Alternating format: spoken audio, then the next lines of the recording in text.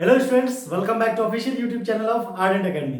अभी हम लोग बहुत काफ़ी दिनों से पढ़ाई कर रहे हैं और आज जाके हम इस इलेक्ट्रिसिटी चैप्टर के लास्ट टॉपिक पे पहुंच गए, that is heating effect of electricity.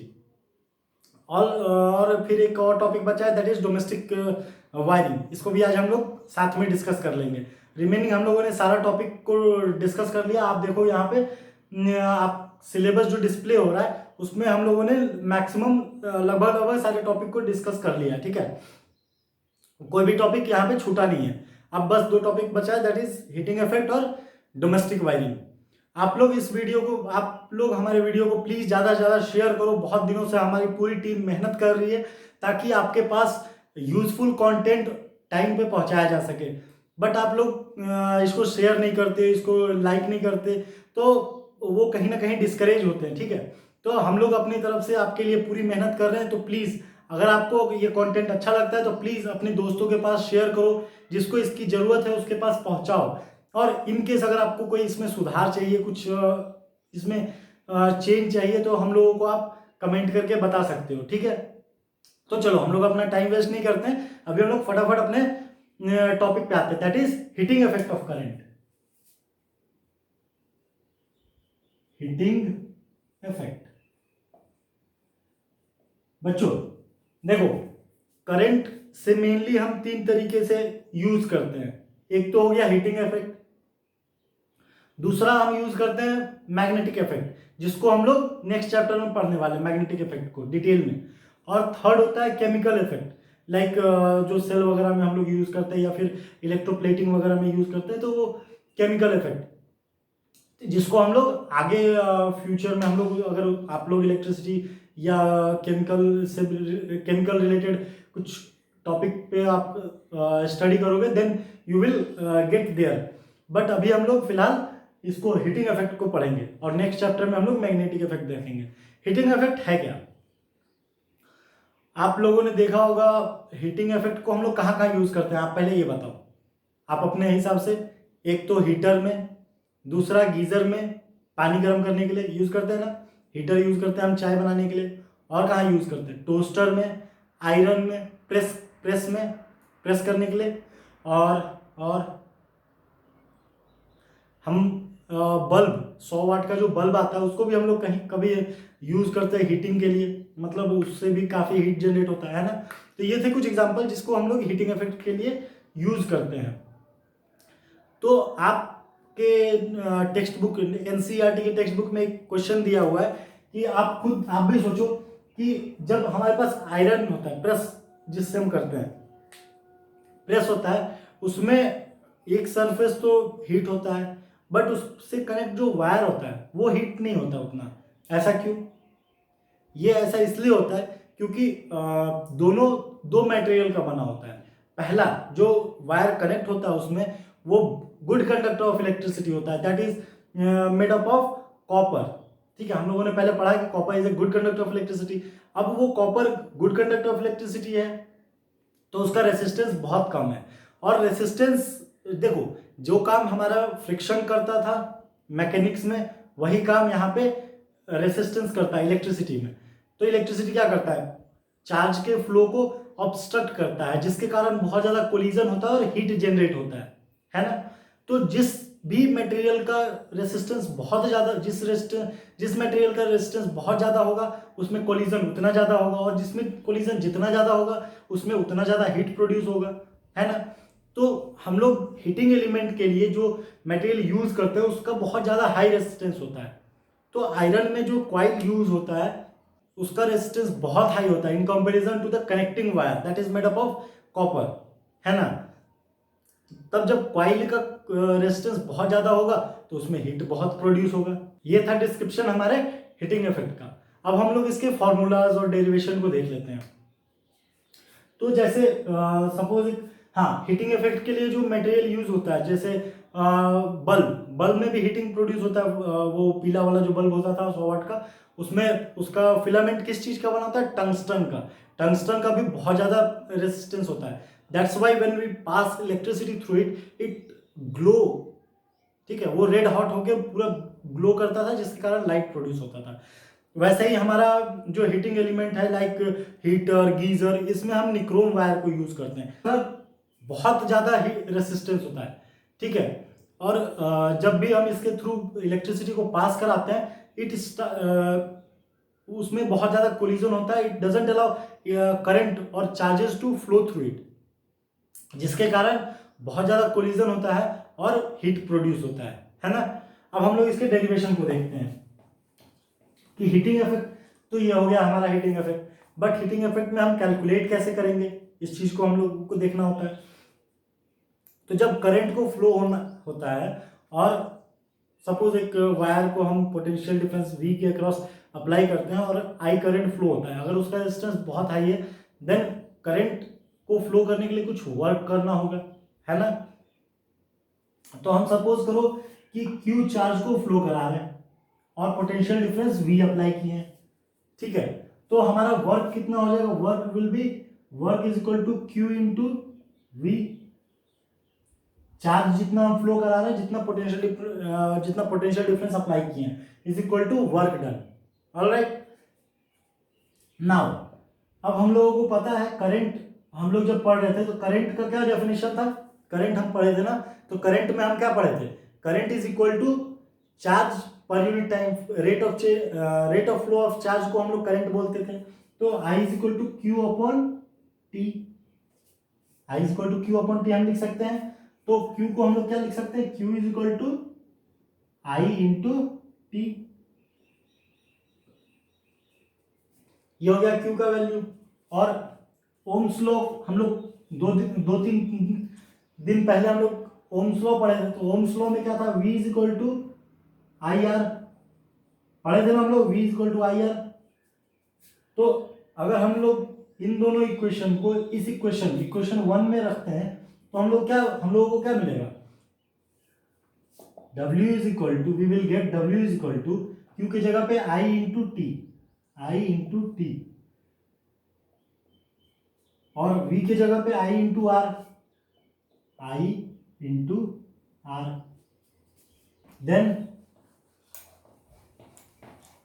Work done is equal to I into I will be I square into R into T, so our work done will be I square R T, ठीक है। हमारा work done क्या हो जाएगा, I square R into time, कितना current flow हो रहा है, कितना रेजिस्टेंस है और कितना टाइम वो बॉडी ऑपरेट हुआ है। अब सपोज करो कि जितना भी हम एनर्जी सप्लाई कर रहे हैं, वो जितना भी वर्क डन हुआ, वो सारा वर्क डन हीट में कन्वर्ट हुआ, कोई भी लॉस नहीं हुआ। एक्चुअली ऐसा होता नहीं है, बट आइडियल केस में हम मानते हैं कि जितना भी हम एनर्जी सप्लाई किए या जितना भी वर्क उसमें सप्लाई किया गया, वो सारा हीट में कन्वर्ट हुआ। Then we can write, if we suppose that work done is equal to heat, जितना भी वर्क डन हुआ वो सारा हीट में कन्वर्ट हो गया, दूसरा किसी फॉर्म में वो वेस्ट नहीं हुआ। Then heat is equal to I square R T. So हमारा इलेक्ट्रिकल हीटिंग में इलेक्ट्रिकल हीटिंग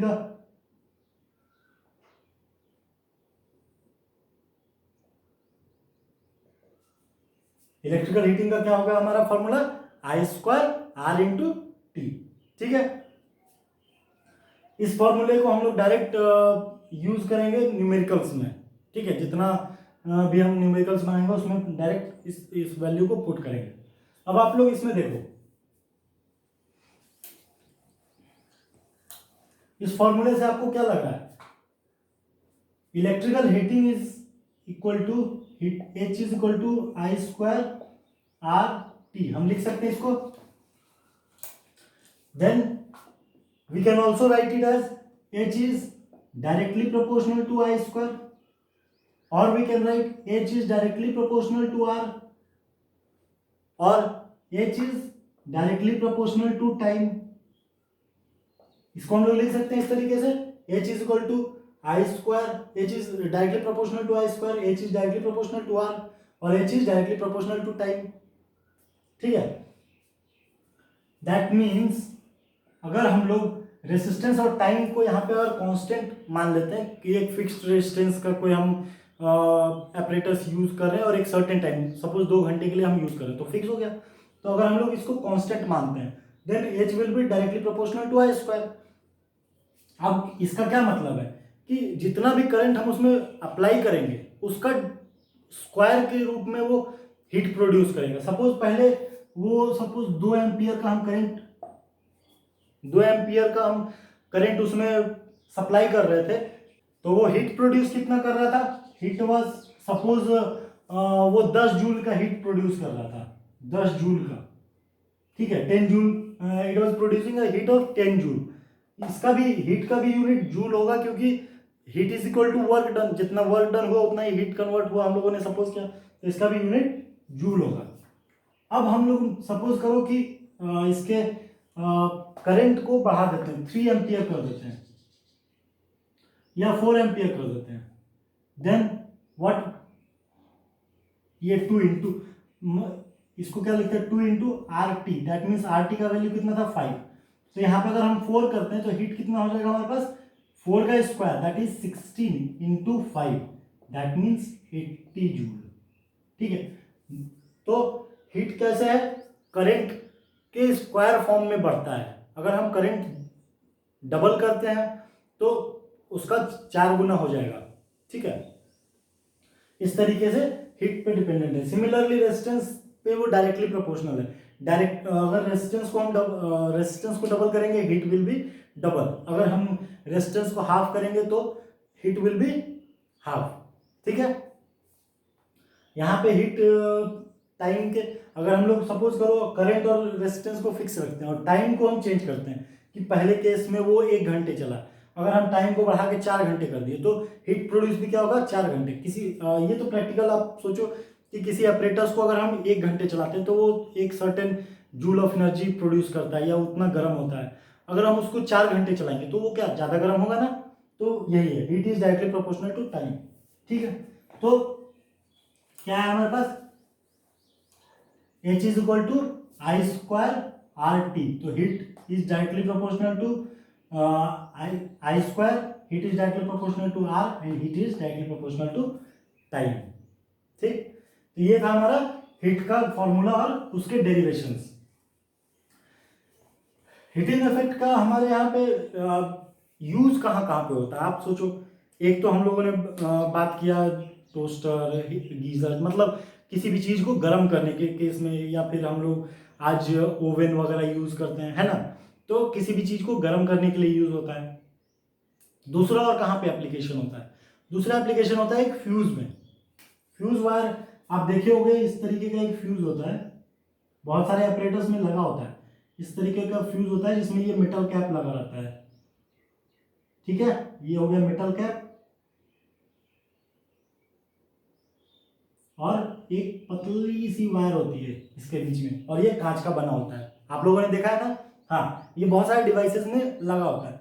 ये हो गया हमारा फ्यूज। अब ये इसका काम क्या होता है, ये सपोज एक हमारे घर की वायरिंग है, तो ये क्या है, मेन लाइन, जहां हम सप्लाई लेके आते हैं बाहर से, तो ये हो गया हमारा मेन लाइन, और बीच में हम फ्यूज को कनेक्ट करते हैं, और फिर हमारे घर का पूरा लोड होता है, डोमेस्टिक लोड होता है। इस फ्यूज का रेसिस्टेंस बहुत हाई होता है, हाई रेसिस्टेंस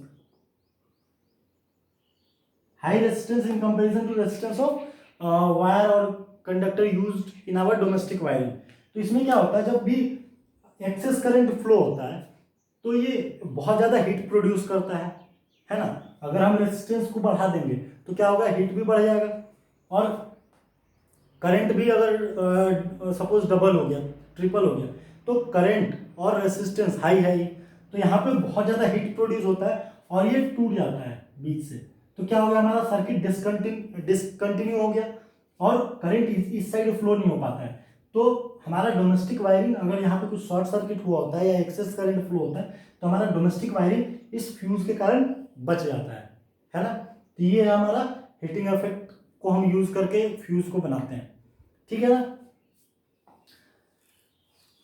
हीटिंग इफेक्ट में तो इतना ही था। अगर कुछ बचा होगा तो हम लोग नेक्स्ट वीडियो में जो न्यूमेरिकल्स डिस्कस करेंगे उसमें कुछ जो भी थोड़ा बहुत बचा होगा उसको हम लोग डिस्कस कर लेंगे। अब हम लोग अपने नेक्स्ट टॉपिक पे आते हैं, दैट इज डोमेस्टिक वायरिंग।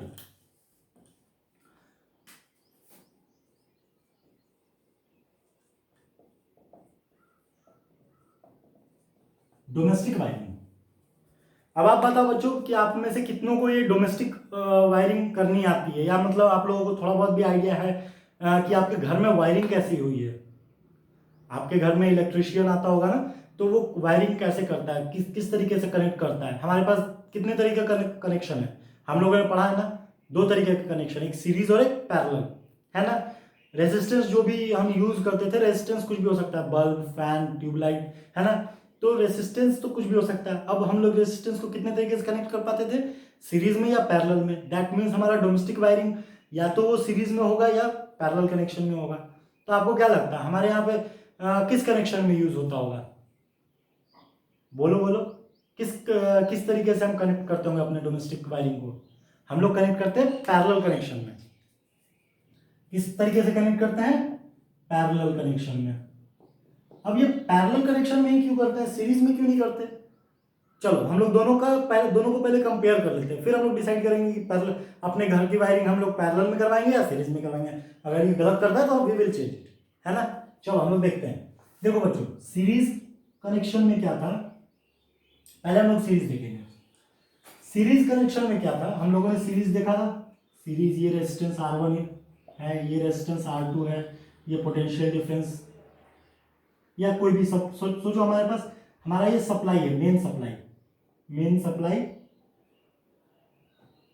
हम यहां से 220 वोल्ट को 220 वोल्ट सप्लाई कर रहे हैं अपने घर पे। अभी हो गया हमारा मेन सप्लाई। तो सीरीज कनेक्शन में हम लोगों ने पढ़ा था, ओम्स लॉ जब पढ़ रहे थे या रेजिस्टेंस हम लोग पढ़ रहे थे तब, कि इसमें क्या होता है, करंट सेम होता है, I will be same throughout the resistor and potential difference will change. यहाँ पे कुछ पोटेंशियल डिफरेंस होगा, यहाँ पे कुछ पोटेंशियल डिफरेंस होगा, है ना। हम लोगों ने ये पढ़ा था। अब देखो हमारे घर पे कितना डिवाइस लगा हुआ है। मेरे घर पे तो कम से कम 100 डिवाइस लगा होगा। आपके यहाँ पे भी कुछ लगभग इसके आसपास तो लगा ही होगा। तो सोचो अगर हम लोगों को यहाँ पे 100 रजिस्टर को कनेक्ट करना है, ठीक है, 100 रजिस्टर्स को कनेक्ट करना है, और यहाँ पे ये क्या वोल्टेज चेंज होता जाएगा, और ये चेंज क्या होता है, ये डाउन होता चला जाता है। यहाँ पे सपोज 220 वोल्ट हम लोगों ने अप्लाई किया ना, यहाँ पे अगर सोचो हर डिवाइस 10 वोल्ट का डेप्रिशिएशन करता है हर वोल्टेज में, तो इसको तो यहाँ पे पोटेंशियल डिफरेंस 220 वोल्ट, यहाँ पे कितना हो जाएगा 210, यहाँ पे कितना हो जाएगा 200। तो इस तरीके से अगर घटता जाएगा तो लास्ट वाले को क्या मिलेगा, लास्ट वाले डिवाइस को हार्डली 110 वोल्ट, है ना, 110 वोल्ट, बट उसका नॉर्मल ऑपरेटिंग वोल्टेज कितना है 220 volt. Then what will happen, it will not work properly. अगर हम हमारे फैन को 110 वोल्ट ही मिले, या फिर मतलब सपोज करो आपको आप रोज 4 रोटी खाते हो, ठीक है, और आपको 1 रोटी दिया जाए, what will happen, you will not work properly, है ना। आप वीक फील करोगे, आपकी इफिशियंसी कम हो जाएगी। तो सिमिलरली डिवाइसेस को भी होता है, उसको भी अगर उसकी नीड है 220 वोल्ट की, तो हमें 220 वोल्ट ही सप्लाई करना होगा। और 220 वोल्ट हम कैसे सप्लाई कर सकते हैं, किस कनेक्शन में वोल्टेज हर डिवाइस को सेम मिलेगा, करेक्ट, पैरेलल कनेक्शन में। हम लोगों ने पैरेलल कनेक्शन में पढ़ा था ना कि उसमें क्या होता था, वोल्टेज कांस्टेंट होता था, करंट डिवाइड होता था, है ना।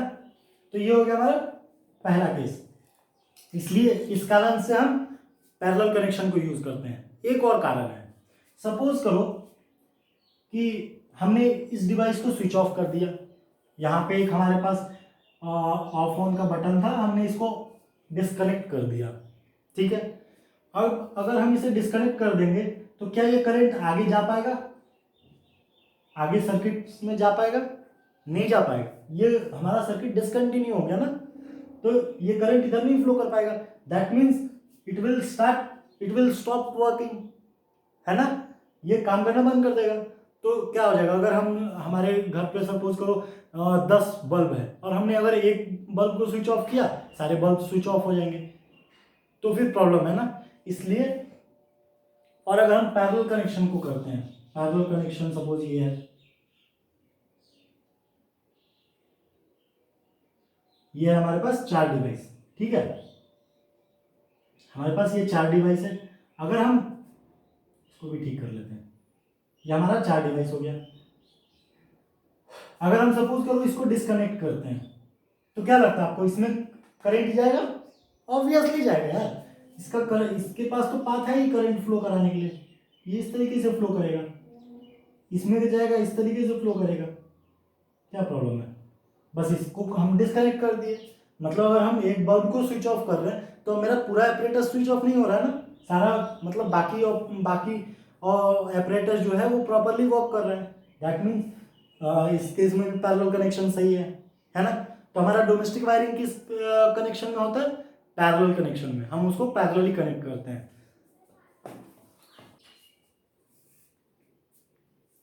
ठीक है बच्चों, ये होता है हमारा पैरेलल कनेक्शन। देखो इसको हम कनेक्ट करते हैं, ये आता है हमारा मेन लाइन जो कि हम सप्लाई साइड से लेके आते हैं, ट्रांसफार्मर से कनेक्ट करके हम वायर लेके आते हैं, जिसमें एक मेन लाइन होता है, एक न्यूट्रल होता है। इसको हम लोग मीटर के थ्रू कनेक्ट करते हैं। डोमेस्टिक हमारे घर में स्टार्टिंग में ही लगा रहता है एक मीटर, जो कि मेजर करता है। हम लोगों ने लास्ट क्लास में पढ़ा था ना, commercial unit of electrical energy, तो यही मेजर करता है इलेक्ट्रिक मीटर। यहाँ से फिर एक वायर, 2 वायर और एक अर्थिंग का जाता है, ठीक है, अर्थिंग आप छोड़ दो, ये 2 वायर ऐसे हम पास कराते हैं। और सपोज करो यहाँ पे हमें फैन चलाना है, then we will connect 2 wires और हम इसको फैन में कनेक्ट कर देंगे, ठीक है। ये हो गया हमारा पैरेलल कनेक्शन। फिर दूसरा बल्ब के लिए हम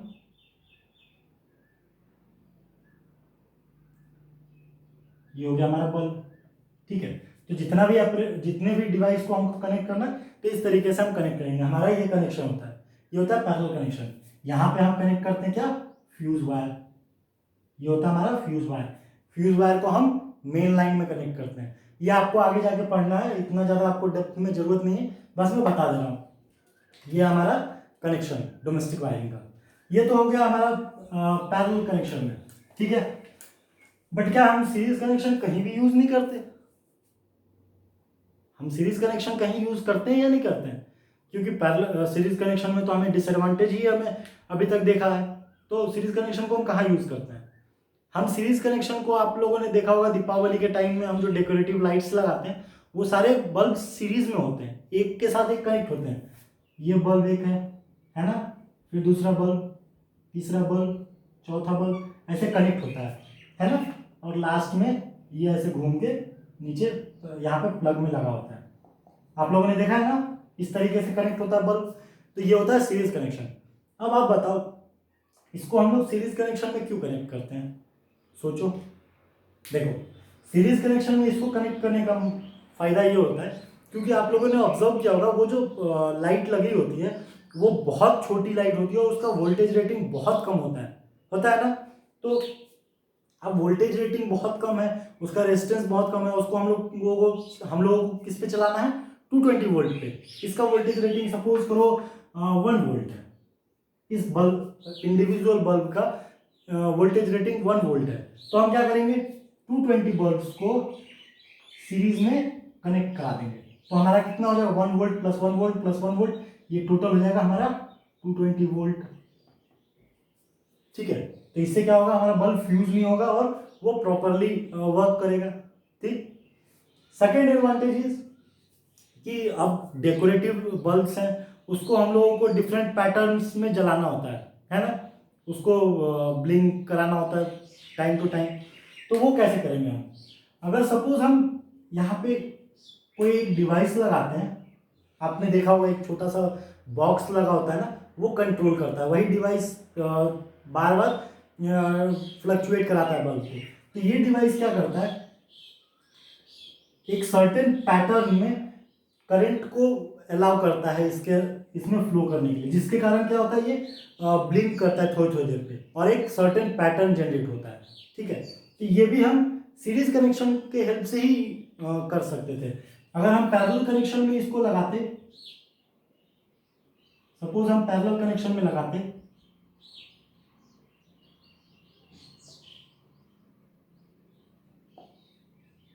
और यहाँ पे अगर हम इस कनेक्शन इसको हम ब्लिंक कराते तो बाकी क्या होता है, ब्लिंक नहीं करता है ना, जिसके लिए हमको सीरीज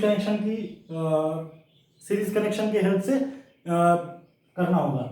और दूसरा, अगर आपको आपके दिमाग में आएगा कि चलो ठीक है वहां ना लगा के हम यहाँ पे अगर बॉक्स लगाते हैं तब भी ये ब्लिंक करेगा ना, आपका कहना बिल्कुल सही है। अगर हम इसको यहाँ पे बार बार ट्रिप कराएंगे तो ये पूरा एक साथ ब्लिंक करेगा, लेकिन प्रॉब्लम है कि ये पूरा एक साथ ब्लिंक करेगा, है ना।